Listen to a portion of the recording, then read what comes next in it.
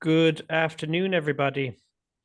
My name is Kieran Duna. I am the Deputy Branch Chair of the IIRSM Scotland branch, and I am here today with Matthew Wardner from Inveroy Crisis Management, who are incredibly grateful today for taking time out to come and talk to you all. Matthew, just a little bit by way of a background introduction. Matthew is a fellow member of WIRSM, and his business is a supporter of WIRSM as well, which we're very grateful for. And his talk today will be all around business resilience, an area that he knows very much about because himself and many of his employees are members of ex-military, so they would have experience of crisis management all around the globe, and will have also good experience of the types of things businesses can do proactively to prevent downtime related to different types of crises in the workplace. So just before I hand you over to Matthew, I just want to say if anyone has any questions today, we'll be inviting questions at the end. Or if you have any follow-up questions about Inveroy Crisis Management, you can email Julie at branches@wirsm.org, and I'll pop that into the chat. And finally, one note I was asked to pass on to you was from the 1st of October, all the recordings from the IIRSM webinars will be directly uploaded to the member resource as a resource for members only. They have been traditionally uploaded to YouTube, but there's a decision there that these will be a resource to members only in the future. So I think it's another good reason for everyone to keep up their membership. Okay, so without further ado, I'm going to pass you over to Matthew. As I say, any questions, please pop them in the chat and enjoy. Brilliant. Thanks very much, Kieran, for the introduction, and good afternoon, everybody, and welcome to this session on building resilience. You've had the introduction from me, and I don't think anything more that I can add. So thank you, Kieran, for that complete description of me. Before we start, the aim of today, or the thing that I hope to get out of it, is for those who are very conversant with this topic, it might serve as a benchmarking opportunity for you to go through, yep, I do that, and therefore give you that reassurance that you're on top of the subject and that you are following what I regard as good practice. For those who might be new to the topic or just starting out on their journey, it might give you one or two tips and ideas that you can reflect on and go, well, actually, let's see if we can weave that into the way that we do business going forwards. So hopefully we can cross both topics there. And I'm sure that there is something in here for everybody. And that's how we've tried to do it. I aim to speak for no more than sort of 40, 45 minutes maximum, and then allow some questions, or we can dive into topics thereafter if that's acceptable with everybody. So without further ado, let's get started. If I can find the moving it forward. The first point to start at is, and this is an obvious statement, but no matter which industry you are, stuff happens. All around the world, it doesn't matter what we can have road traffic accidents, and in fact, normally that's the one that most people are likely to experience in their journeys to their work life, rather than natural disasters and severe weather. But I do sit here today in Fife in Scotland and reports of flooding in the Edinburgh area and so on. So natural disasters, severe weather, industrial accidents. If it's not us, it could well be our supply chain. And therefore, because stuff happens, we need to be prepared for it. Quite an obvious statement. And most of you will be familiar, if not all of you will be familiar with the risk bow tie and the idea of that we put in preventative measures on the left-hand side of the bow tie so that we minimize the likelihood of the event happening in the first place.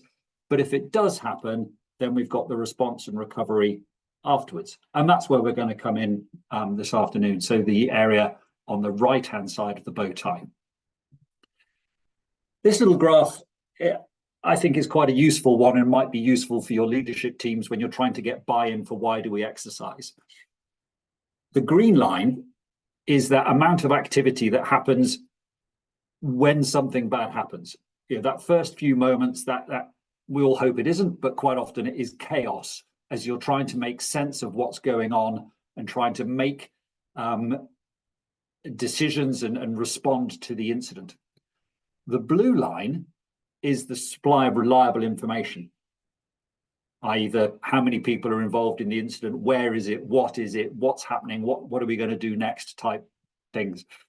So there is the shaded green area is a gap of, hang on a second, we don't really know what's going on, but we need to make decisions.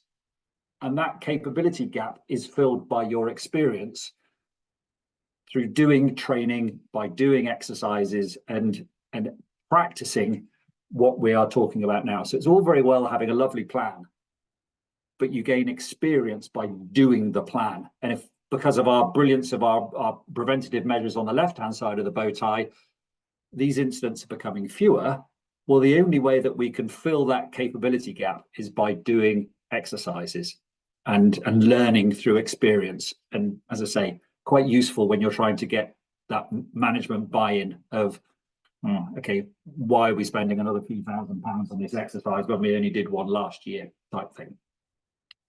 So I was using those 3 slides just as a sort of starter and intro before I head into my first topic. And the first topic is mindset, and this idea, so many times, whether it be schools, colleges or so on, that we now talk about growth mindset. Oh yes, he's a good person or she's a good person because they've got a growth mindset that you learn. And of course that's important. But when we're talking about an emergency, we need to perform. And I read this article through Mark Beaumont, which is in the picture there, who's the gentleman that cycled around the world in something like 79 days. And he observed that it doesn't matter whether you're having a good day or a bad day.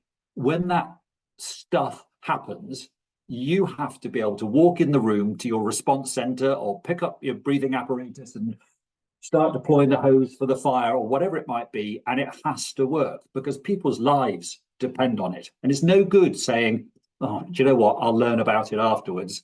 Because if someone's died, that investigation is going to be pointing the finger at you. But more importantly, perhaps you are going to be looking in the mirror the next day and saying, did we do the best that we could? And sort of reflecting on, next time I'll make sure I do X or Y is too late. So when you're training or you're looking at your teams, having that mindset that says, do you know what, that person is someone that delivers and doesn't make excuses and doesn't say things like, oh, in the cold light of day, I might have done it differently. No, they are on it and they have a performance mindset. So when you're looking at your responders, that's what we're looking at. And I came across this very simple mindset type equation that E plus R equals O, or event plus the response equals the outcome. And the basic idea is that once the event has happened, it's happened. So the only thing that can change the outcome is the quality of your response and how you respond to that event that has happened. So from an emergency response crisis management point of view, yes, we can do an analysis afterwards, and the investigation as to what caused it and root cause analysis and all of that is obviously critical. But if you want to still have a warehouse and to minimize the fire, as an example, you need a fire capability that's going to suppress the fire. You need people that are going to turn up on time, right. And therefore, to have an excellent response is likely to minimize the impact. And if you have a poor response, you are more likely to have a catastrophic impact. Very obvious statement. But as I say, when you're thinking about preparedness and what else can we do and why does it matter? Well, it matters because if you want a good outcome, the only way to get a good outcome is to have a good response. Okay, so that was my thought number 1, if you like, and I've got 8 different topics that we'll go through during the course of this session.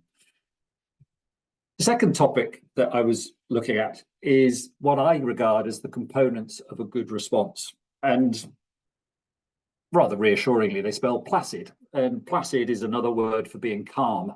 And therefore, that idea of if we are prepared, we are less scared. That sort of, again, bus phrase bingo. But how do we achieve this good response, and what does placid mean? Well, clearly linking into what I've just said on the previous slide, the better your planning is and the more you've done of your risk analysis and the studying of what could go wrong and all of that, making sure you've got the right people trained to the right standard, etc., is critical. You also need leaders that can lead in a crisis. And quite often our senior leadership teams, you achieve greatness or high rungs in a company because you deliver capability, you deliver a project. Well, the sort of people that deliver projects look at detailed analysis, and you don't make a financial investment decision just because you feel like it. You're making a financial investment decision because you months of detailed analysis of what's going on. Well, that skill set isn't necessarily the same skill set that you need during an emergency, where I refer you back to the graph I showed, and you haven't got time to do detailed analysis of the incident. You have to go with your gut and take people on that journey with you. So the right people with the right experience, training, and temperament in order to lead a team, not manage a team, but lead it. We then go into the bottom three, the bottom four are acid. So activation, can you get the right people in the right place with the right information in a timely manner so that they can then make the right decisions? Do your communications work? Up, down, sideways, in the cyber incident, out of a cyber incident, etc.? Can you get your messages across and can you manage that? Information management. So many people during an incident, information is coming in and they scribble it down on a piece of paper and then they go to the next piece of paper and so on. And then when you get to the end of an exercise or an incident, you say, okay, so who actually wrote down what happened? Actually, no, we didn't. And if you can't do it during an exercise, which is normally a couple of hours or a half day, for the larger incidents that could go on for weeks, how are you then going to remember why you made that decision, when you made it, etc.? So having a system for information management is important. And it's important at the time so that you can make good decisions, which I'll come on to on the next one.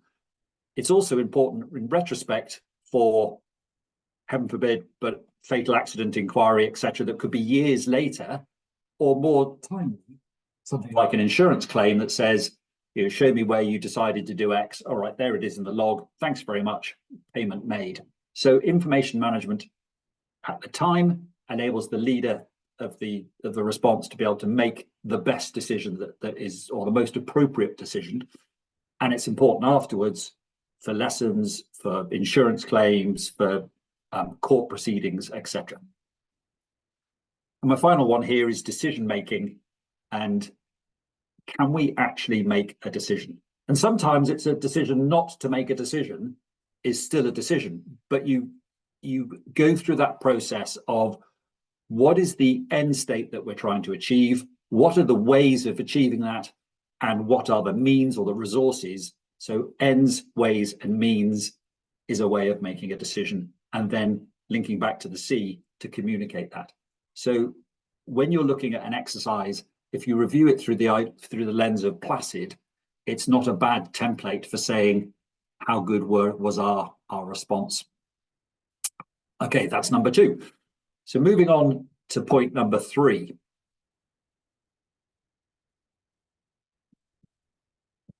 And this is something that I borrowed from the Emergency Planning College at Easingwold, and is so simple and yet so effective. And it's this idea of when you're trying to make a decision, information, as I said before, comes in, and if you're not careful, you lose track of what is the difference between what you know, i.e. the trusted source come from the on-scene commander, or you've seen it on a CCTV feed. It is fact, validated fact, as opposed to what you assume to be the case. Oh, I assume that the casualty is from our company, as opposed to he's a contractor or she's a contractor. You know, that assumption.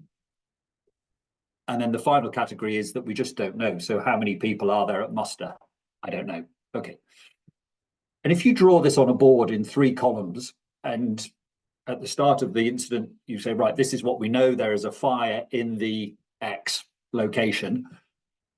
And then you start to build your list of assumed and unknowns. When you get that opportunity to speak to the on-scene commander, i.e. the person dealing with the fire or dealing with the incident, they don't have much time. So they will give you an update and you can cross the things off your list or move them to the known column. And then you're left with a few things at the end that you can say, right, if you've just got 2 or 3 minutes, can I just clarify, bang, bang, bang. And the point is you're trying to move things from the unknown and the assumed column into the known. And once they're known, then you can make better decisions. And we can also use it to notify next of kin. We can use it to put out press releases and so on. But until it's fact, you are making decisions from a best guess. And that might work, but it is better to make it from known. And I put in the quote from Colin Powell there at the bottom, which is quite important, that tell me what you know, tell me what you don't know, and only then tell me what you think, and be sure to distinguish amongst them. And that idea of, if you are briefing the boss, whoever the boss may be, it's quite important that the boss knows which bit is fact and which bit you're assuming, because they will then move that on and it becomes Chinese whispers of, oh, well, he said, she said, and so on. And we lose track of what is fact and what is assumed. And we get the horrendous situation, if we're not careful, of wrong casualty information going out to the media, and a family being notified that their loved one is okay and in hospital, and actually they're not. So that it's so simple. And if you're looking for one improvement in your organization, that idea of having a simple whiteboard with 3 columns, or even if you're the team leader, 3 columns on a piece of A4 paper is quite a powerful tool. Okay, number 4.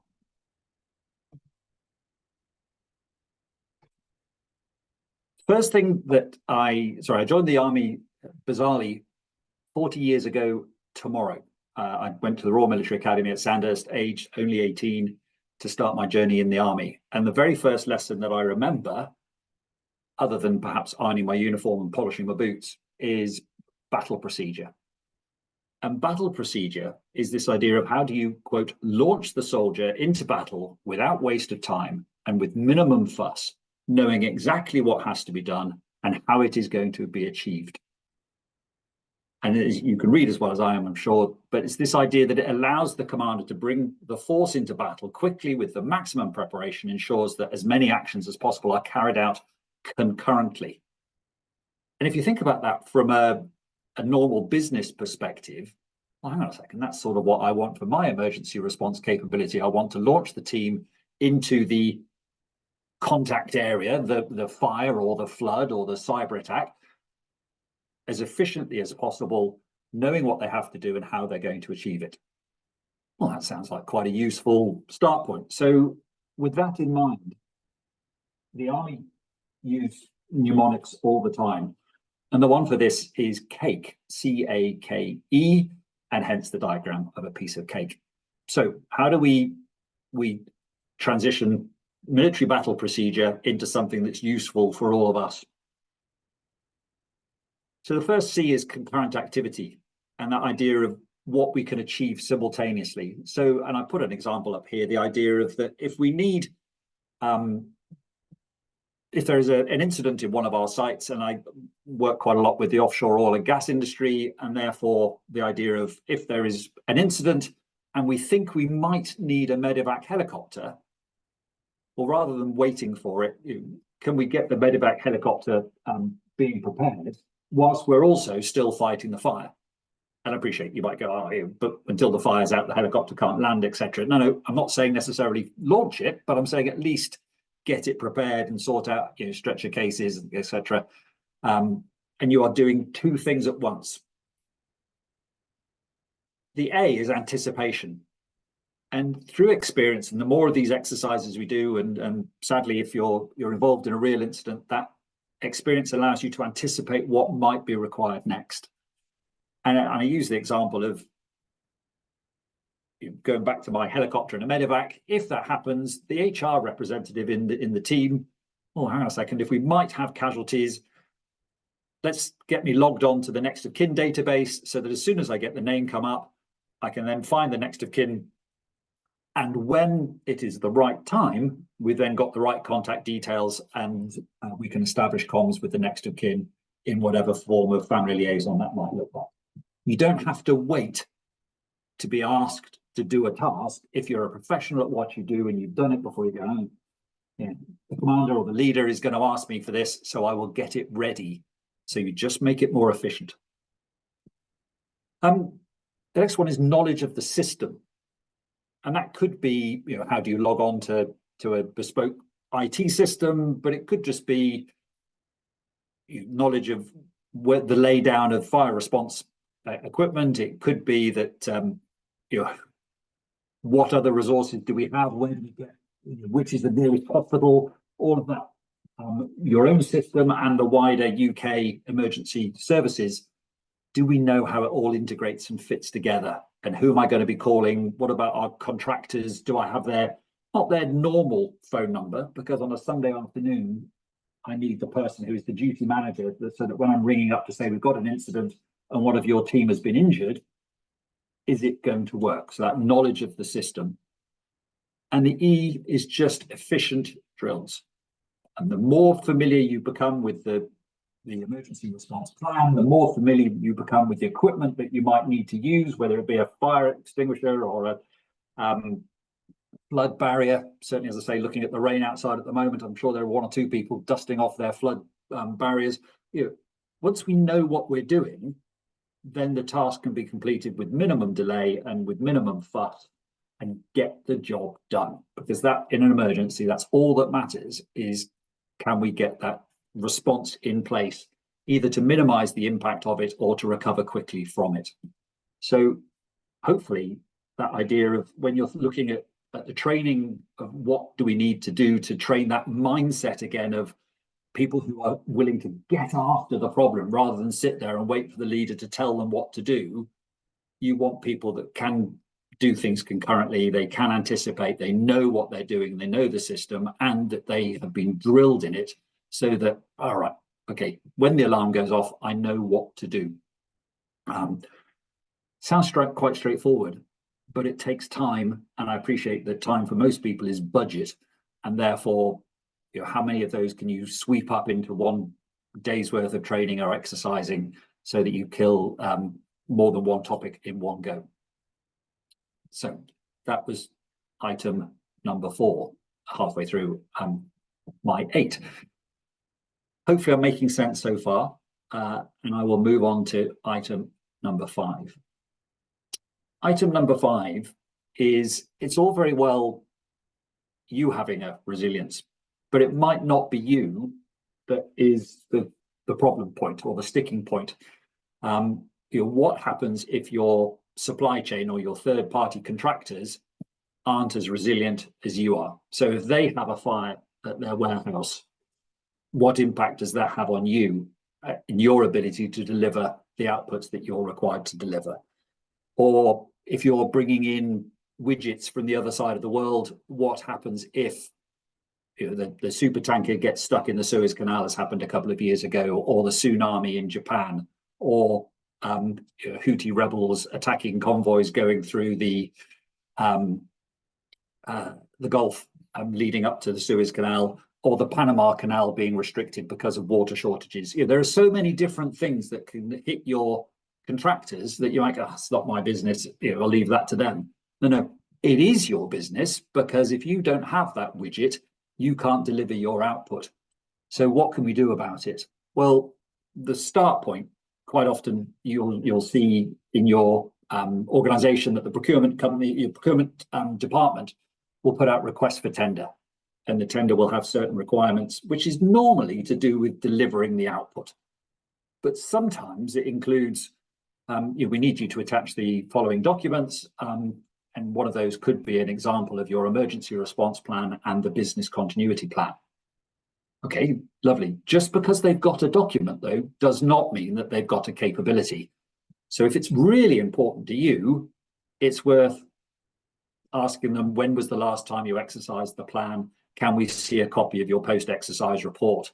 Or indeed, can we attend an exercise and send one of your own observers to go and observe it and make sure that what they say on paper is what they're actually putting their money behind. The second point here that I'd just make is that your critical third-party suppliers are not your enemy.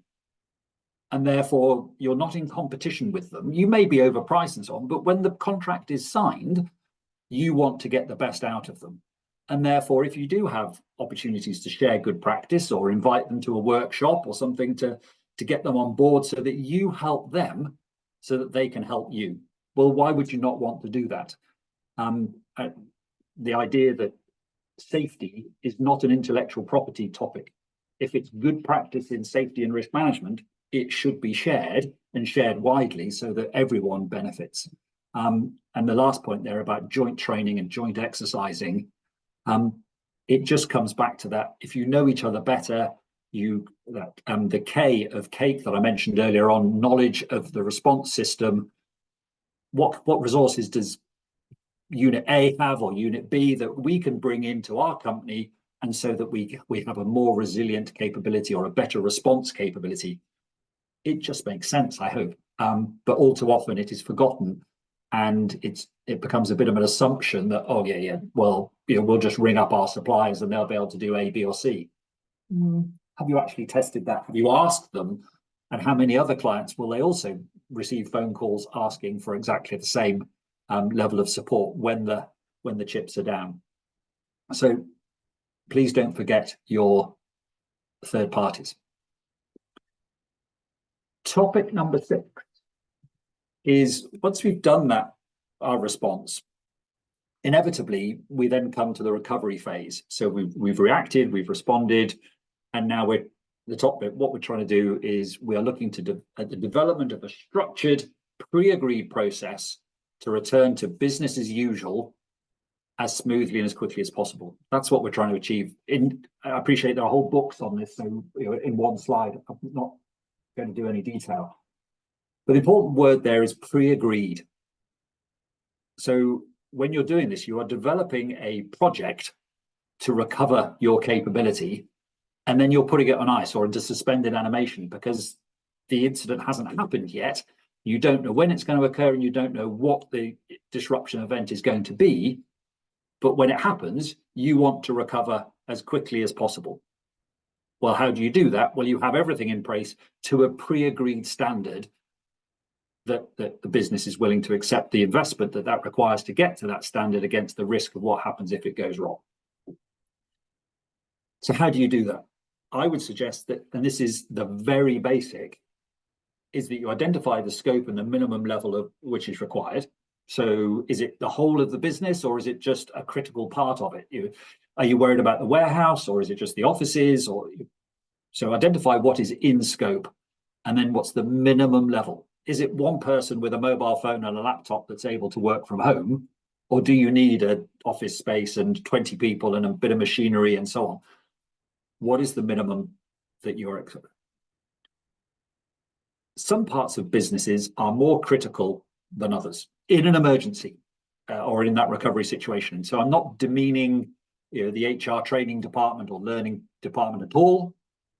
But when you're trying to save your business, that probably is not the first one that you're going to save.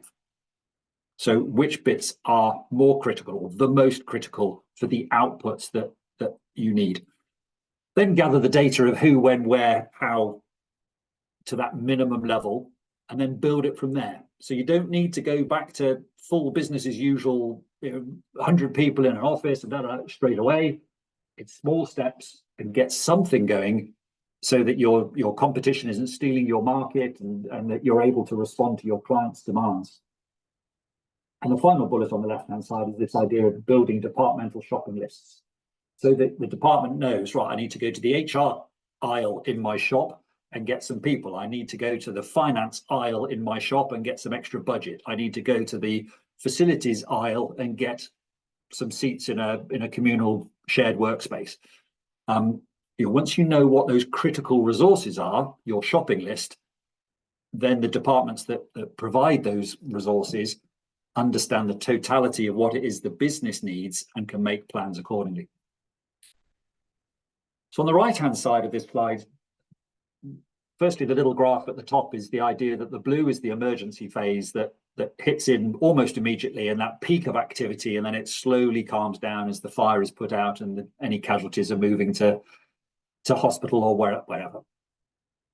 And then the red comes in as business continuity. So we don't have to wait until the end of the response to start our business continuity. It's that idea of concurrent activity. Can you turn around to a project manager and say, look, we don't know quite the extent of what's happened, but we are going to need to start recovering.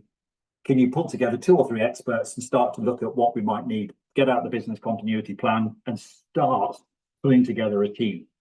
Because you're trying to save your business at this stage.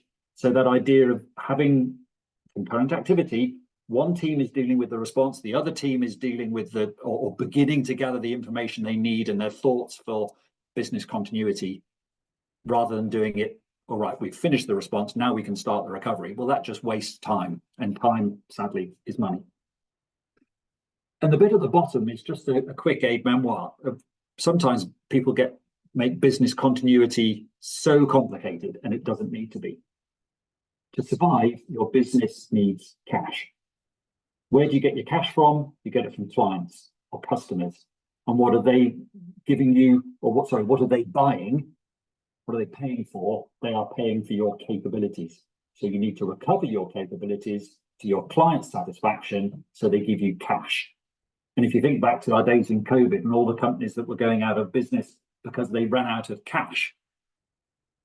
Well, they ran out of cash because we closed the pubs or whatever, which meant the clients weren't coming and they weren't giving them. So I think that idea works, and I appreciate it is incredibly simplistic view of business continuity, but at the bottom line, no cash, no business. So a useful reminder of, therefore, what can we do to get the cash flowing back into the business in a way that is economically efficient and not wasting money or wasting time trying to do things that don't need to be done first. So, topic number 7. Training and exercising. In a normal program of development, quite often we say, oh, we're going to have 2 exercises a year in March and October. And people then forget about everything until it comes to February and September, and they start planning the exercise.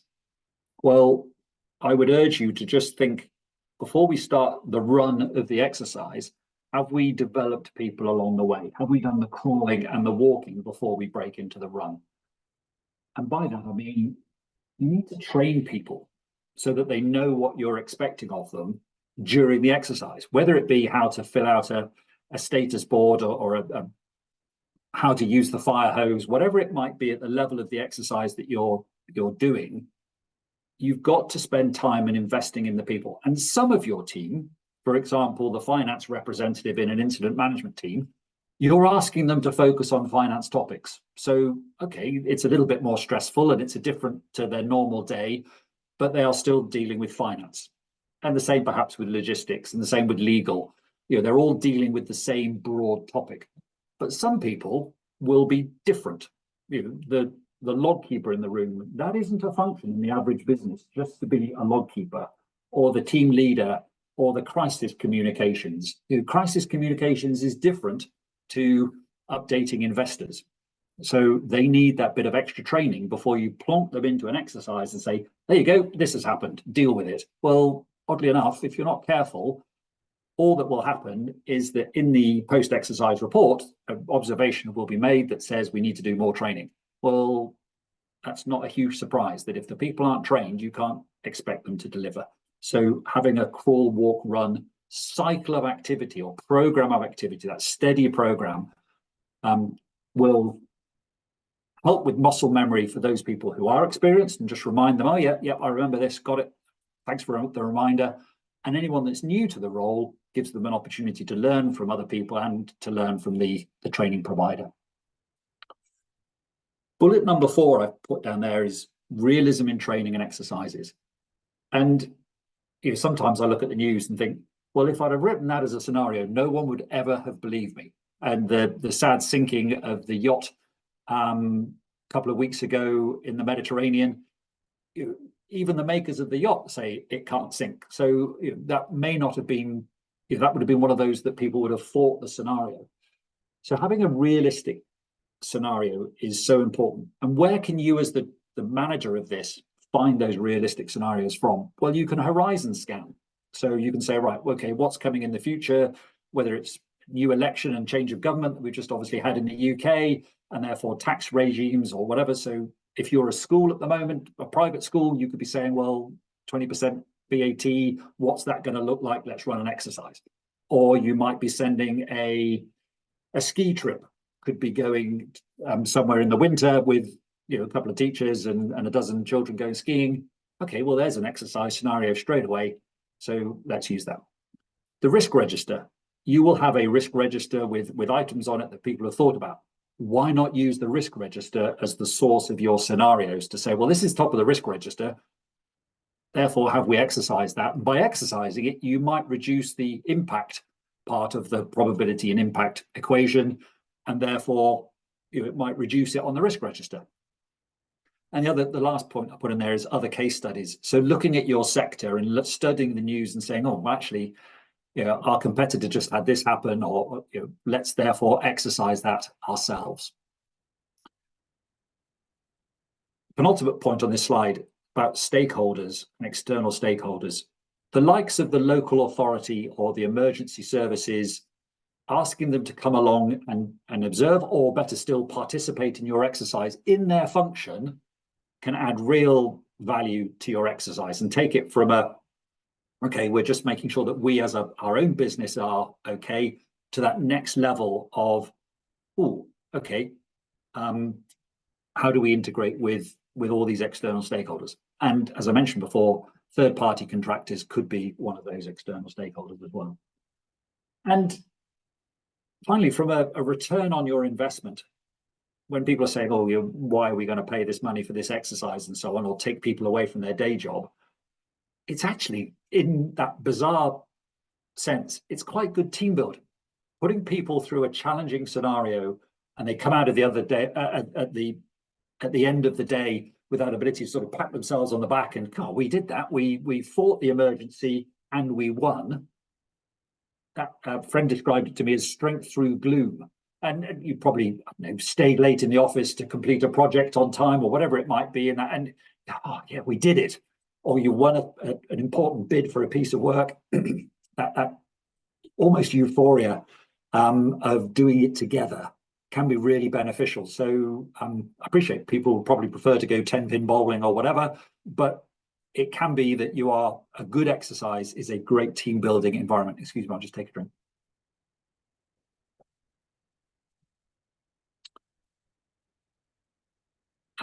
So my final slide before I digress a little bit is some tips for your consideration. At the top, this idea of resilience by design, build it into the way people think, get them thinking what if, and I appreciate from the audience that I will have that what if thinking is trained into all of us. But what about your colleagues? Your project managers, are they used to the idea of, oh, what if the supplier fails? And we think, oh, some suppliers were never going to fail. And then we think back to Carillion that failed 5 years ago, whenever it was. So just because they're big doesn't mean to say they can't fail. Have we done that? Yeah, but what if this happens? What if that happens? And built an acceptable backup. Bullet 2 there, statement of the obvious, but the best plan in the world is meaningless if it just stays as a plan, if it just stays as words on a page or words on a PowerPoint. If you're not using it or you're not training it, why have it? If I was going to suggest one thing to you, it would be get the right people in the right place with the right information. From there, good people will make good decisions and timely decisions, and they will fight to get the best outcome, as opposed to, oh, well, the location wasn't quite set up right and the information was a bit half and half, and the people there were a bit poorly trained, or they didn't have that performance mindset I mentioned at the start, and therefore we didn't get the best outcome. Well, if the event plus the response equals the outcome, how do you get the best response? Bullet number 3. How can you help them is bullet number 4. Develop those ideas, those tools to aid information management and decision making, so that once you've got that information, there is a sequence, there is a way that everyone thinks it collaboratively and in the same way, so that you're making those decisions. I'm not saying that we all need to be, the same type of person, because diversity in decision making is good. But once the decision is made, or the how we do it, we're all working it along the same way. Validating the resilience of your critical third parties, I've covered, and I think is worth investment for those that are, and I've underlined it there for emphasis, critical.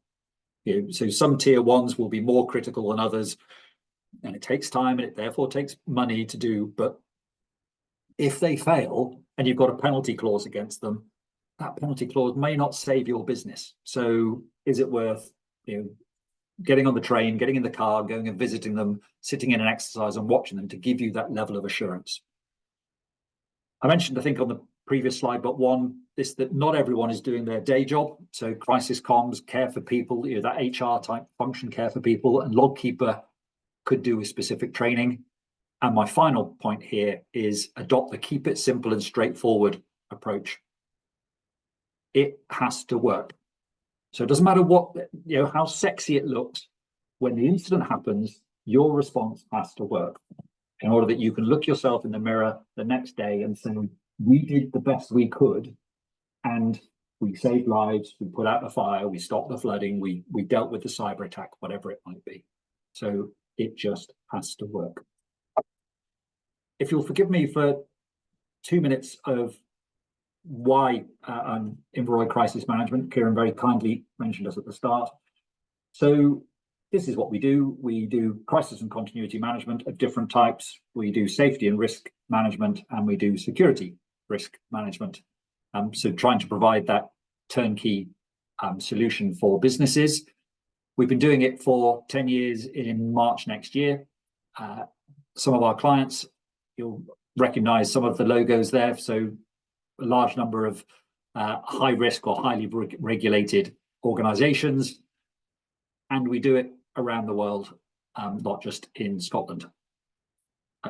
So with that completes my 40 minutes, as I hoped we would be. And I can see that we have a few chat comments. I haven't had a chance to have a look at them as I've been talking, but hopefully they're not too abusive. And hopefully we've got some good questions. So Kieran. Matthew, thank you for that absolutely fascinating run through of the steps to be taken to review the business resilience of an organization. I really enjoyed it. Thank you for doing that for us. And you're right, we do have a question, and if there's any more questions, we'd love to hear them, so please pop them in the chat. We have a wonderful question here from Vinish, and Vinish's question is, while emergency preparedness is essential, how can organizations ensure their emergency plans are adaptable to unexpected scenarios that fall outside of traditional planning? So could you share strategies for building flexibility into these plans to address evolving threats or unique situations? So I suppose an organization would have a set of emergency plans, but something comes up left of center that nobody can prepare for. I don't think, I suppose COVID came out of the blue for everyone at the time, well, for most people at the time, and for example, so how do you plan for the unplanned? It's a great question, and I was talking to someone the other day about was it 6 months ago now that the cargo ship crashed into the bridge in America, and that just would not have been in someone's planning if you were upstream of that bridge, that suddenly your route to market is going to be closed because the bridge is closed. So that, how do you prepare for these things? And I listened to a presentation by the emergency manager for SEPA, Robbie McDonald, now 18 months ago, and in the aftermath of their cyber attack, he said that they learned that they had to be ready to respond to any incident, not every incident. And the bit he was making was that you can have your checklists and your flow charts and sort of your contingency plans for those things that are high on your risk register. but what if it's not on your risk register? So I don't have a contingency plan for that, but it's hit me in the face and I've got to deal with it. And so therefore that adaptability to having a emergency response structure, that you still get the information comes in. So someone on the ground has reported something has happened, and you have the information management that you can display it. Sorry, you can capture it, you can display it, you can analyze that information and make the best decision you can. So I think was it bullet 2 or 3 on my one that said the right people in the right place, empowered to make the right decisions, is what we're trying to achieve. But not everyone is comfortable in that place. And as I say, that idea of taking yourself outside of your comfort zone and going with the plan, even though it might only have 30% of the information, but your gut says, I'm ready for this. And this would be my, the training idea of training people to be comfortable in making decisions. And then if need be, reanalyze the information and assess and pivot or adjust those decisions until sorry, I'm conscious my hands need to be high enough up, but you're starting up with a wide lens and you're trying to narrow it down as you get more information, so that it's still the same process, that information comes in, you still need to analyze it and assess it for what does this mean to my business? What are my courses of action in order to achieve the desired end state, which hopefully is something like saving people, saving the environment, saving your asset, managing your reputation, those sorts of outcomes. How do we achieve that? Well, we need to make decisions to it. So, having the structure in place, I think, is what I'm trying to say, so that no matter what situation occurs, the structure is there to be able to analyze that situation and make a decision. Thank you, Matthew, and thank you, Vinish, for the question. I just, sorry, so you're going to say something there, Matthew. I interrupted you. Apologies. No, I was just going to build on that. That a number of organisations have as a backstop to their emergency response a set of response priorities, and that idea that if you do nothing else, do this first. So most oil and gas companies use the mnemonic PAIR, which stands for people, environment, asset, reputation. So the first thing, your main effort to start with is saving lives, looking after the people. Then if you're able to, you look after the environment. Then if you're able to, you worry about the asset that is involved. And then at the end, you look after the business reputation. So again, that helps with an unexpected scenario to focus where your effort and resources go. The first thing we're looking at is saving lives and looking after our people. So your COVID example, we want to put them in a safe environment. We don't want to have people breathing on each other, etc., etc. Therefore, with masks and barriers and distancing and all those other things that we may just about remember. But having a set of priorities enables the response team to go, the boss, whoever he or she may be, has said, this is the priority, therefore let's focus, can be quite useful. Thank you, Matthew. We've just been alerted another question in the chat from Jeff. So I'll just ask that to you now, Matthew. Confirmation bias is a factor in security and risk management. And Matthew is saying that he assumes this is the same for resilience. So how do you recommend to mitigate that? So how do you mitigate against confirmation bias in security and risk management?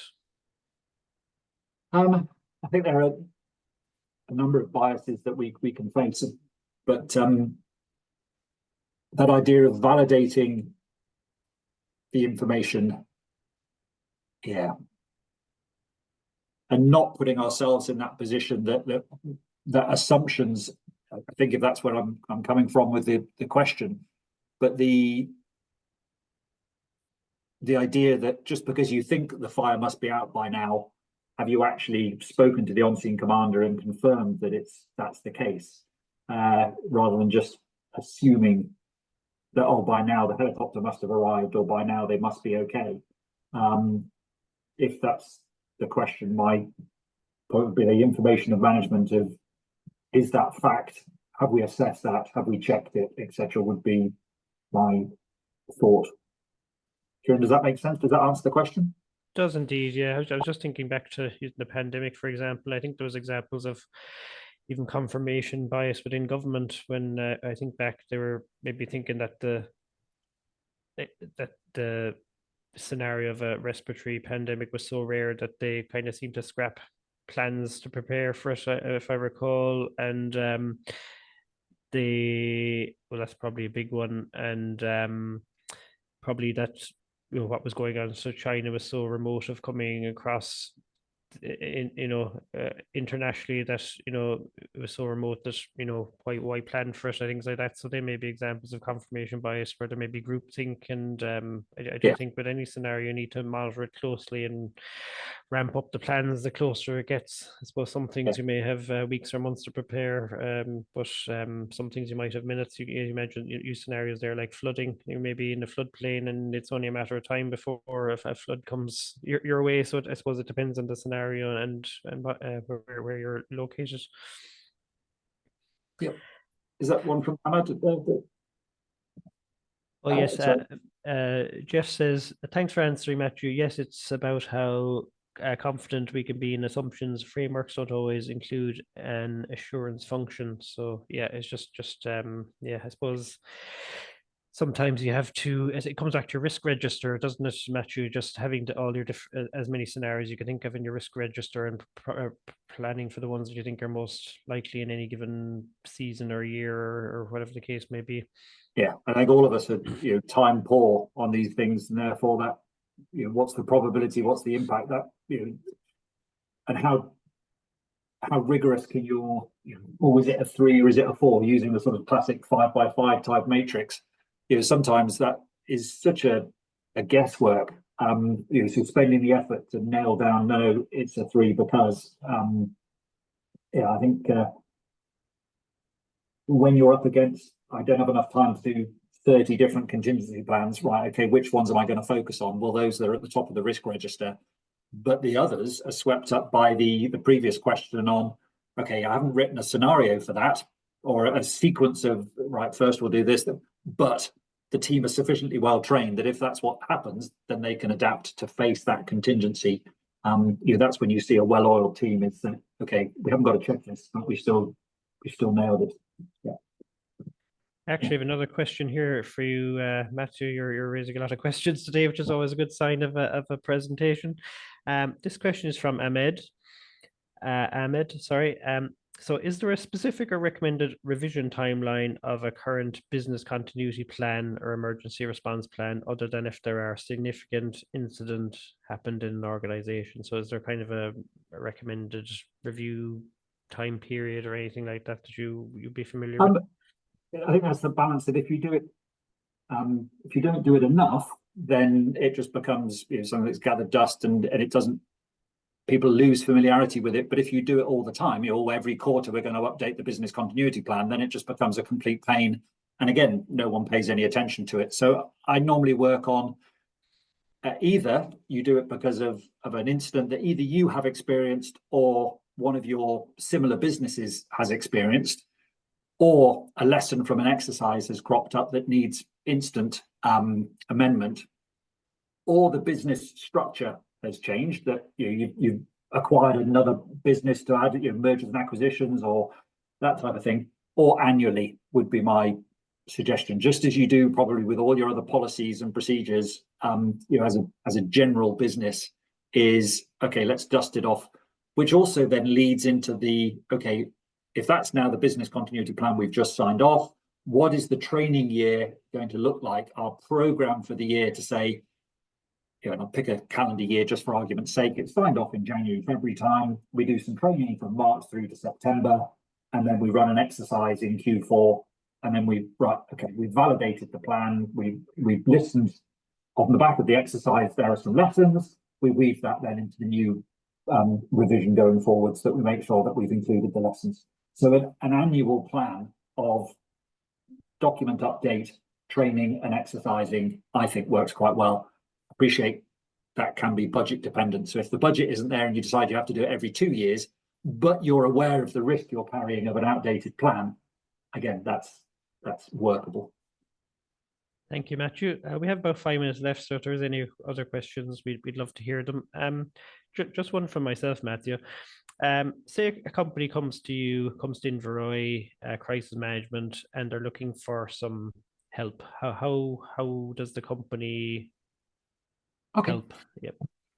So the first thing that we would do is understand the question of what you want the help with. So that gap analysis, because as I'm sure everyone has been through that position of someone coming in, oh, everything you've done before is rubbish and we need to start again. Well, that just annoys people and is a waste of money, because it won't be rubbish. Everything you've done will be good, but there might be one or two gaps that need improving or just updating, as we mentioned on the previous question. So that gap analysis of where are we now and where do you want to get to, so that we can then develop the documentation to a standard that the client is happy with, then deliver any updated training, and then do a validation exercise on that capability would be our normal cycle.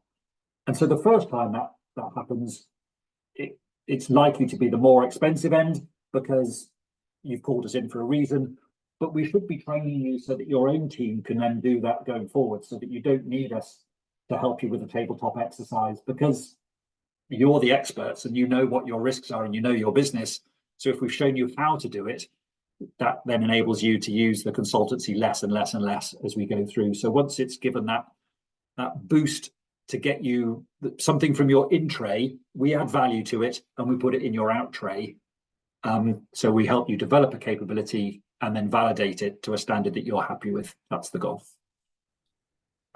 Thanks, Matthew. I just reminded myself to say happy 40th anniversary of your of joining the armed forces for tomorrow. Yeah, it's quite a scary thought, because clearly I don't look any older, but it's I joined just after doing my A-levels 40 years ago tomorrow, which is goes in a blink of an eye. So between the armed forces, where the classic phrase of no plan survives contact with the enemy, or the Mike Tyson version of that, of everyone has a plan until they're punched in the face sort of thing. That's what I grew up in that environment. And then the last 12 years with a company, and then the last 10 years of it with Inveroy, trying to help people to understand how they can protect their business. Because we all, whether you own the business, in which case it's blood, sweat, tears and a second mortgage, or you work for the business, in which case it's blood, sweat and tears,